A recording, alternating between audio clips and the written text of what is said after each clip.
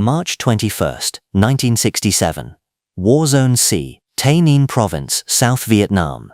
65 kilometers northwest of Saigon near the Cambodian border. Dense jungle, triple canopy. The territory belongs to the Viet Cong. For years they have operated here with near impunity. Base camps, supply depots, training areas. The jungle is their fortress. Operation Junction City, the largest American operation of the war, is designed to change that.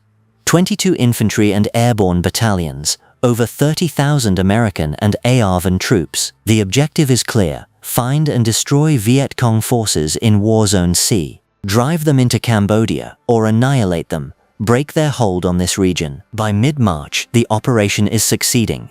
Multiple contacts, enemy base camps overrun, supply caches destroyed, but the main Viet Cong forces, the 9th VC Division, have avoided major battle.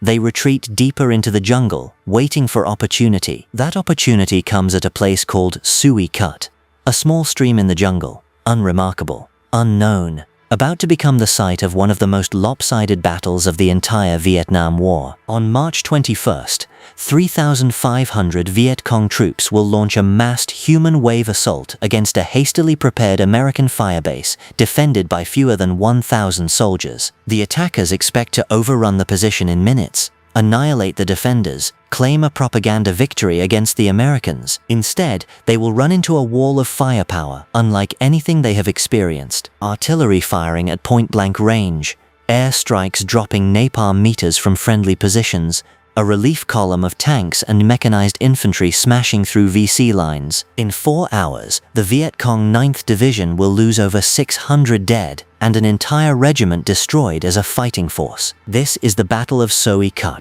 The day the jungle ran red. The day American artillery fired 30,000 rounds in support of a single fire base. The battle that proved massed infantry assaults against prepared American positions was suicide. Firebase Gold. March 20th, 1967. 2nd Battalion, 77th Artillery, commanded by Lieutenant Colonel John Vesey, receives orders to establish a firebase in the jungle to support infantry operations. The location is a small clearing near Suoi Tre. Map coordinates Yankee Tango 515656. The firebase is designated Gold, 0700 hours. Helicopters airlift Delta Battery into the clearing. 6 105mm howitzers. Chinook helicopters carry them slung beneath in cargo nets. The artillery crews immediately begin preparing positions. Captain George Stabler, the battery commander, positions the 6 howitzers in a rough circle facing outward. The crews dig gun pits, stack sandbags around ammunition. 105mm shells are stacked in organized piles. Each weighs approximately 15 kilograms. Infantry security arrives. 3rd Battalion, 22nd Infantry, 4th Infantry Division. Companies Alpha and Charlie, approximately 250 men. Additional infantry from 2nd Battalion, 12th Infantry, and 2nd Battalion, 77th Infantry, arrive during the day to reinforce. By evening, the firebase garrison totals approximately 750 troops plus 150 artillerymen, 900 total. The perimeter is roughly circular, approximately 250 meters in diameter. The jungle presses close. Visibility beyond the tree line is limited to meters. Foxholes are dug every 10 to 15 meters. Machine gun positions for M60s. Wire is strung. Concertina wire forms a barrier. 2 strands in most places. Claymore mines are emplaced facing outward. Electrical firing wires run back to foxholes. By 1700 hours, Firebase Gold is operational. The howitzers are registered. The infantry positions are prepared. Wire is up. Claymores are set. The command post is established. Communications connect to brigade headquarters and supporting artillery bases. No one knows that 3,500 Viet Cong soldiers are watching from positions less than 500 meters away. The 9th VC Division has been tracking American movements. They identify Firebase Gold as a target. The garrison is small. Reinforcements are kilometers away. A successful assault could annihilate the defenders. The planning begins. 2 regiments will participate. The 272nd and 273rd VC regiments plus support units. Over 3,500 troops. The plan is simple. Mortar barrage at 0100 hours. Then at dawn, coordinated ground assault from 3 sides: north, west, south. Human wave attacks, overwhelm through numbers, close the distance quickly, get inside the American firepower advantage. The division commander approves. The regiments move into assault positions after dark. They reach positions within 300 meters of Firebase Gold. They wait for the signal. They are confident. The Americans are surrounded, outnumbered. The firebase will fall. March 21st. 0 hours. 0 hours. The firebase is quiet. Most soldiers sleep in foxholes or shallow fighting positions. Sentries man the perimeter. The guns are silent but ready. Artillery crews sleep near their weapons. 15 hours. The first mortar rounds crash down. 82mm mortars. The explosions walk across the firebase. Bunkers take direct hits. Soldiers scramble for cover. The barrage is intense. Over 100 rounds in the first 5 minutes. The VC mortars are close, probably within 1,000 meters. They have the firebase pre-registered. Every round lands inside the perimeter. The American artillery responds immediately. The 6 howitzers rotate and fire. High explosive shells scream into the jungle at minimum range. The guns shoot towards suspected mortar positions, counter battery fire. The duel continues for 30 minutes. The VC mortars fall silent, either destroyed or displaced. The American guns cease fire. Casualties from the mortar attack: 4 Americans killed, 28 wounded. The firebase aid station treats the wounded.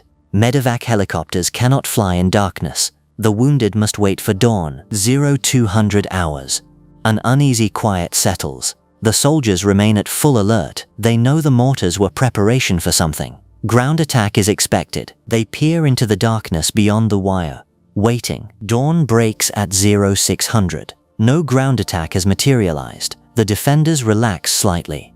Perhaps the mortars were harassment. Perhaps the VC have withdrawn. Perhaps the night is over. They are wrong. 0630. The convoy ambush. Firebase Gold requires resupply. Ammunition expended during the mortar duel. Medical supplies for the wounded. Food and water. A convoy is organized at the main base camp. Trucks will carry supplies to Gold. The convoy consists of supply trucks escorted by armored personnel carriers from Troop A, 3rd Squadron, 5th Cavalry. 0630 hours. The convoy departs, moving along a rough dirt track through the jungle toward Firebase Gold. The route is approximately 3 kilometers. The vehicles move slowly, wary of ambush. The cavalry troopers man machine guns, scanning the jungle. 0645 hours. The convoy is hit. Heavy automatic weapons fire from both sides of the trail. RPGs streak toward the vehicles. The lead APC is disabled. The convoy stops. Troops dismount and return fire. The ambush is close range. Viet Cong soldiers are meters away in the tree line. The firefight is intense but brief. The cavalry troops suppress the ambushers with machine gun fire. The damaged APC is towed. The convoy prepares to continue, but the ambush has delayed them. They are still 2 kilometers from Firebase Gold when the main attack begins. 0650. The assault begins. 0650 hours. Firebase Gold. The morning is quiet. Soldiers eat sea rations. Some shave, others clean weapons. The wounded from the night's mortar attack await evacuation. It is a normal morning after a normal harassing attack. Then the jungle erupts. Whistles blow. Bugles sound. 3,500 Viet Cong soldiers charge from the tree line on 3 sides. North, west, south. They emerge in waves. Masses of men running forward. They wear khaki uniforms, pith helmets, carry AK-47s. They fire as they run. Suppressive fire to keep defenders down while closing distance. This is not guerrilla warfare. This is massed infantry assault. The Americans are stunned for seconds. Then training takes over. Machine guns open fire. M60s roar. 7.62mm rounds at 650 rounds per minute. Riflemen shoot at individual targets. M16 rifles on semi-automatic. The rate of fire is incredible. But the VC keep coming. Captain George Stabler makes an instant decision.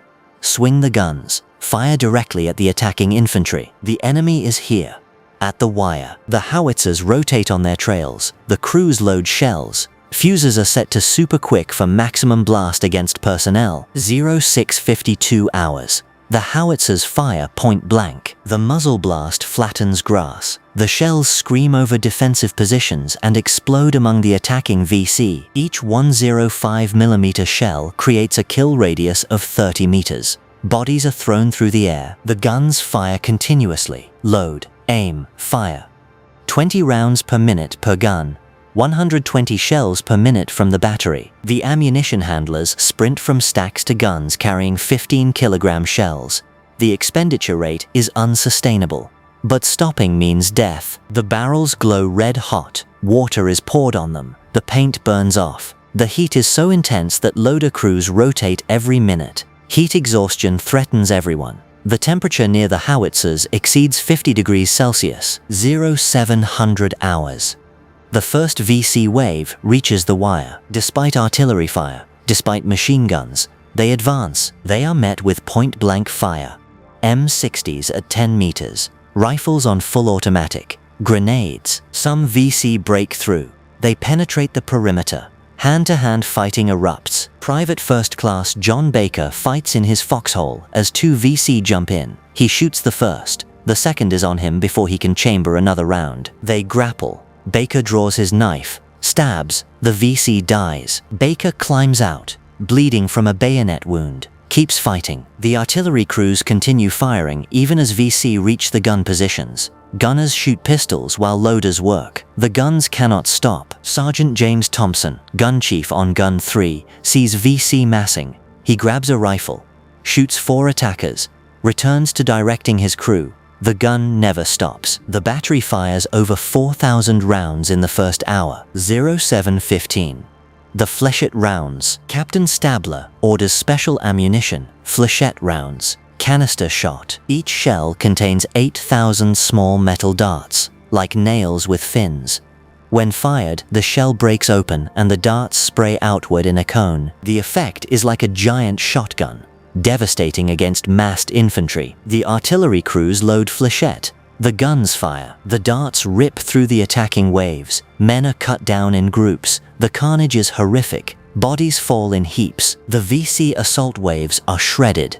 But still they come. The Viet Cong commanders push more troops forward. They accept the casualties. They believe overwhelming numbers will prevail. Just get to the Americans. Close the distance. Their numerical superiority will decide the battle. It is a fatal miscalculation. 0730. Air support arrives. The Firebase radioed for air support as soon as the attack began. Now the aircraft arrive. A-1 Sky Raiders, F-100 Super Sabres, attack helicopters. They circle overhead looking for targets. The firebase marks its perimeter with colored smoke. Everything outside the smoke is enemy. The aircraft attack. They drop napalm canisters 50 meters from American positions. The petroleum jelly flames incinerate everything in a 100-meter radius. VC soldiers are burned alive. The heat forces surviving attackers back. The napalm creates walls of fire that disrupt the assault. F-100s make strafing runs. 20mm cannons tear through the jungle. High explosive bombs crater the assembly areas where VC troops mass before attacking. The air strikes kill hundreds. But the assault continues. The VC are committed. They cannot retreat. Orders are to take the firebase. The survivors keep attacking through the fire and explosions. 0800. The relief column. 2 kilometers away, Lieutenant Colonel Alexander Haig hears the battle. He commands the convoy that was ambushed earlier. He makes an immediate decision. Abandon the supply mission. Attack toward Firebase Gold. Relieve the garrison. The column reorganizes. APCs at the front. Infantry mounted. They will charge through opposition and reach Gold. Speed is essential. 0815 hours. The column advances at maximum speed. APCs crash through the jungle. Staff Sergeant Robert Herrera commands the lead vehicle. The 50 caliber gun roars. They hit VC positions. The APC fires and runs over fighting positions. The column is unstoppable. 1 kilometer from Gold. Heavy resistance. A VC battalion blocks the route. Prepared defensive line. Bunkers. Machine guns. The lead APC takes an RPG hit. The vehicle stops, Crew and infantry inside are casualties, following APCs swerve around. Haig orders assault through. Artillery from distant bases impacts ahead of the column. The APCs charge into their own barrage. The cavalry troopers assault with speed and violence. They crash through the defensive line, firing continuously. Close combat. The VC cannot hold. The column breaks through. Casualties. 1 APC destroyed. 12 Americans killed or wounded. 08:30 hours. The relief column crashes into Firebase Gold from the southeast. The APCs roar in, firing in all directions. Fresh infantry dismount. The cavalry troopers bring ammunition, reinforcements. The arrival changes everything. The VC now face fire from 2 directions. The assault falters. 08:45. Maximum firepower. By this time, Firebase Gold is the recipient of every fire support asset in the region. Artillery from multiple fire support bases is firing in support. Not just the guns at Gold, batteries kilometers away. 105mm, 155mm, 8-inch howitzers, all firing continuously at coordinates around the firebase. The Fire Support Coordination Center is calling in missions as fast as batteries can shoot. The jungle surrounding Suoi Tre is being obliterated. Trees are shattered. The ground is cratered. Smoke obscures everything. The noise is continuous thunder. Airstrikes intensify. Every available aircraft is diverted to Suoi Tre. Fighters orbit waiting for clearance to attack. They drop bombs, napalm, rockets, in continuous waves. The close air support is danger close. Some bombs impact within 75 meters of American positions. The concussion knocks defenders down, but it stops the VC attacks. Helicopter gunships add their firepower. R-1 Hueys with machine guns and rockets. They fly low, firing into the jungle at point-blank range. Door gunners shoot M60s. Rocket pods fire 70mm rockets. The gunships are vulnerable to ground fire, but they keep attacking. The troops below need them. 0900 hours. The assault breaks. The VC assault is collapsing. The casualties are catastrophic. Bodies cover the ground in front of American positions. Hundreds dead. Hundreds more wounded.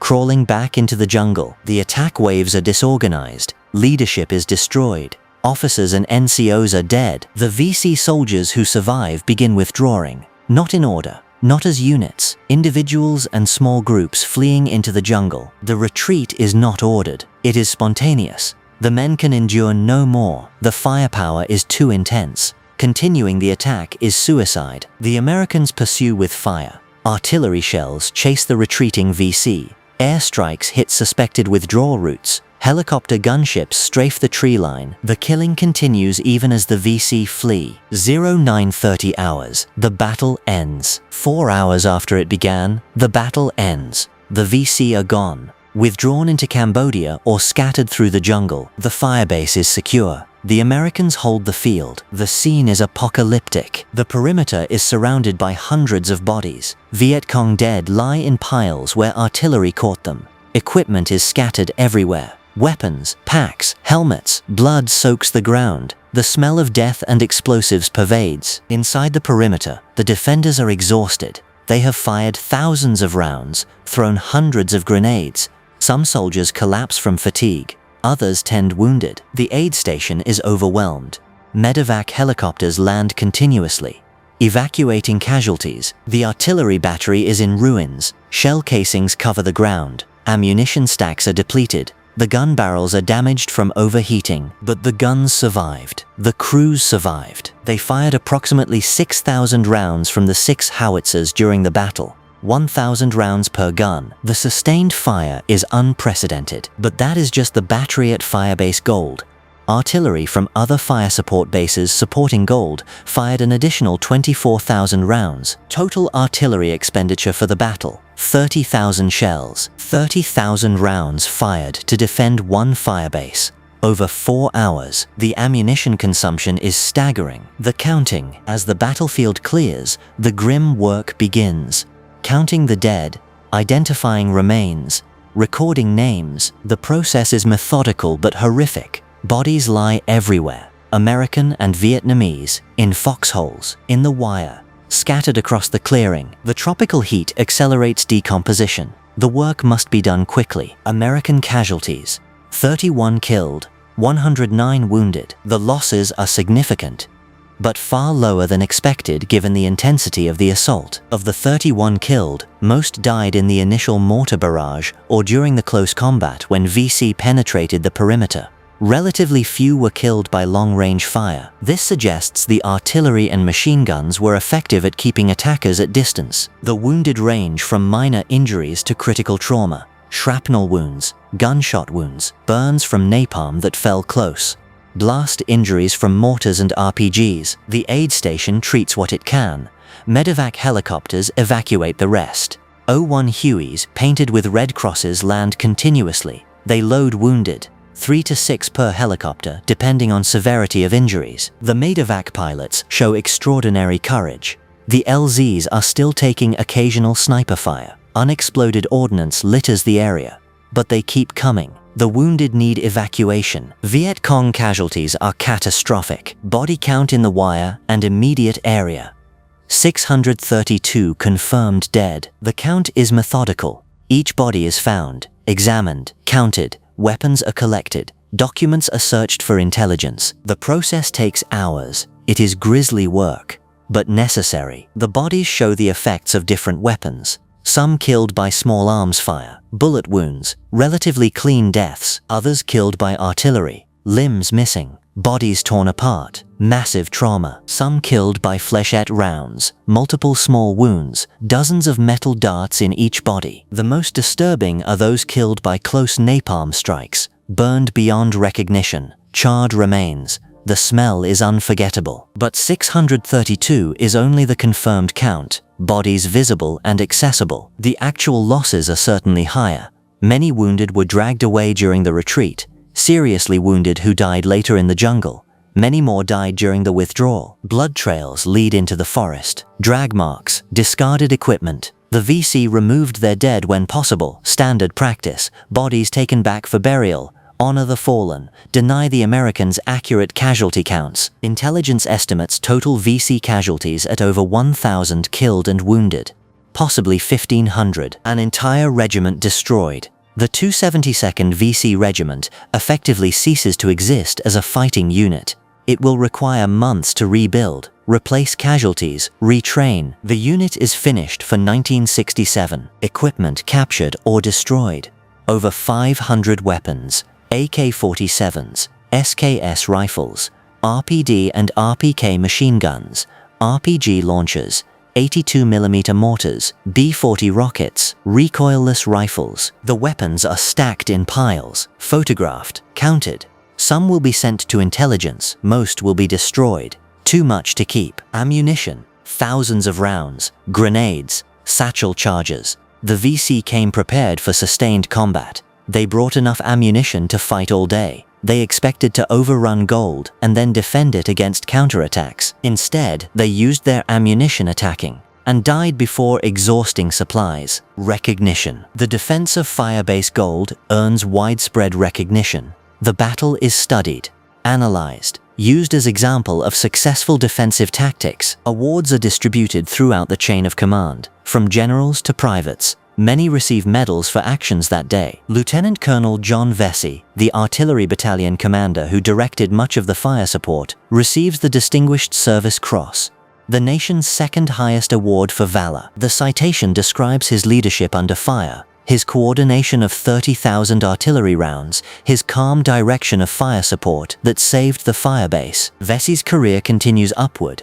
He will command artillery units, rise to general officer, eventually become chairman of the Joint Chiefs of Staff, the highest-ranking military position in the United States. The defense of Suoi Tre is an early demonstration of the leadership that will define his career. Captain George Stabler, the battery commander who ordered the point-blank artillery fire and flechette rounds, receives the Silver Star. His decision to swing the guns and fire directly at attacking infantry was unconventional. It violated doctrine, Normal artillery employment is indirect fire at distant targets, but Stabler recognized the situation required adaptation. He made the right decision instantly. His guns fired 6,000 rounds, broke the assault, saved lives. The Silver Star recognizes this leadership and tactical innovation. Lieutenant Colonel Alexander Haig, who led the relief column that broke through to Gold, receives the Distinguished Service Cross. His aggressive action reinforced the defenders at the critical moment. The citation describes his leadership under fire, his decision to assault through blocking positions, his coordination of mechanized attack. The relief arrived when most needed. Without it, Gold might have fallen. Haig's career also rises. He will command in Vietnam, serve as military assistant to Henry Kissinger, become Supreme Allied Commander Europe, later serve as United States Secretary of State. The courage shown at Suoi Tre foreshadows the leadership of his later career. Staff Sergeant Robert Herrera, who commanded the lead APC in the relief column, receives the Silver Star. He led the charge through hostile fire. His vehicle took multiple hits, but he kept moving. His .50 caliber gun suppressed enemy positions, allowed the column to advance. His courage under fire was inspirational, visible to all troops in the column. Leadership by example. Sergeant James Thompson, gun chief on Gun 3, receives the Silver Star. When VC soldiers approached his position, he grabbed a rifle and shot 4 attackers, then returned to directing his gun crew. The gun never stopped firing. His crew fired over 1,000 rounds during the battle. The sustained fire was critical. Thompson's actions epitomize the artillery crew's determination. Fight with one hand, load shells with the other, never stop. Private First Class John Baker, Alpha Company, receives the Bronze Star with V device for valor. After killing 2 VC soldiers in hand-to-hand combat in his foxhole, he continued fighting despite a bayonet wound. He refused medical evacuation, remained at his position, kept shooting. Only after the battle did he accept treatment. His wound required stitches but was not life-threatening. He returned to duty the next day. Valor in its purest form. Many others receive awards. Silver Stars, Bronze Stars with and without V devices, Purple Hearts for the wounded, Army Commendation Medals, Vietnamese Cross of Gallantry. The valor displayed during the 4-hour battle was extraordinary. Across ranks, from battalion commanders to private soldiers, everyone fought, everyone contributed. The defense succeeded because of collective courage and determination. The lessons. Suoi Tre reinforced lessons that should have been obvious, but apparently required blood to prove. Massed infantry assaults against prepared positions with artillery support are suicide in modern warfare.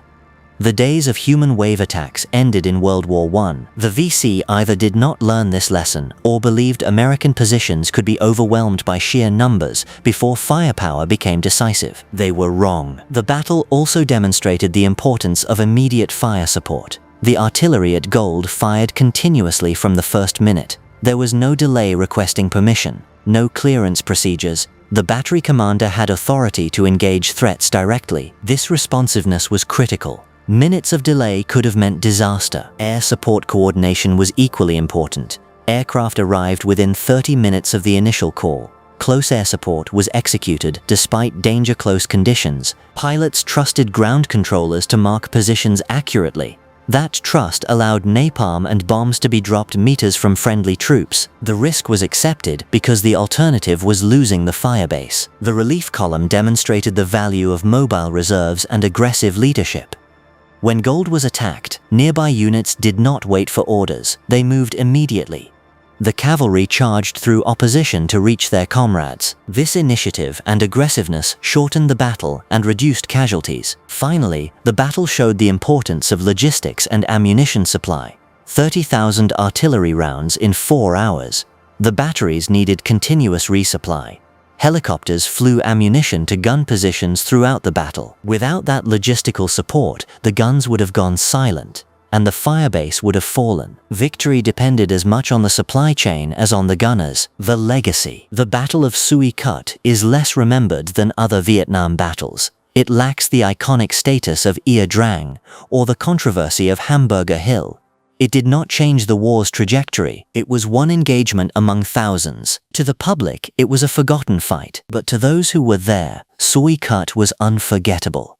4 hours of continuous combat. the most intense firefight of their lives. The fear, the exhaustion, the relief when it ended, the memory of bodies piled in the wire, the smell, the sounds. These impressions lasted lifetimes. Veterans of Suoi Tre gathered at reunions to share stories and honor the fallen. They formed associations. They ensured the 31 who died were remembered. They spoke at schools and civic groups about the battle. They kept the memory alive when official history moved on. For the artillery crews, Suoi Tre was a defining moment. They proved the value of their branch. They showed cannons can win battles decisively. The 6 guns at Firebase Gold fired 6,000 rounds in 4 hours and broke an enemy division. That feat is unmatched in Vietnam. It may be unmatched in modern artillery history. March 21st, 1967. Firebase Gold. Suoi Tre, 3,500 Viet Cong, attacked 900 Americans. The attackers had superior numbers. Surprise. The advantage of cover. They should have won. Instead, they lost 632 dead, over 1,000 total casualties. An entire regiment destroyed. The firebase held. The defenders prevailed. The VC withdrew in disorder. The American losses: 31 killed, 109 wounded. The disparity is stark, 1 to 20.